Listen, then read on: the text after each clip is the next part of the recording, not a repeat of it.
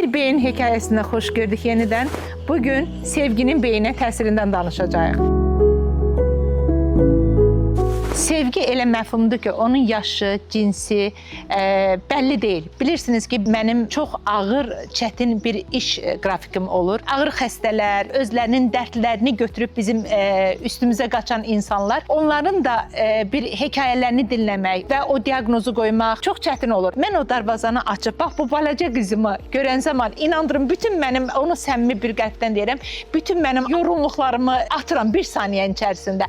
Darvazada birinci, evdə kim olur olsun məni birinci qarşılayan bax mənim bu balaca sevgimdir belə deyək. Və bir mənim otağımda olan insanlar bilirlər ki, mənim çox saylı gül dibçəklərim var.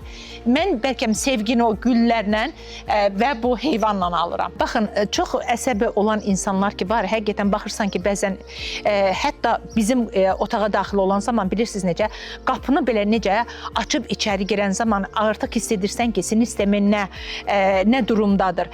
Bəzi insanlar onları qınamaq olmur. Yaşam tərzləri, yaşandığı həyat mühiti bəzən insanı o həddə gətirib çıxarır.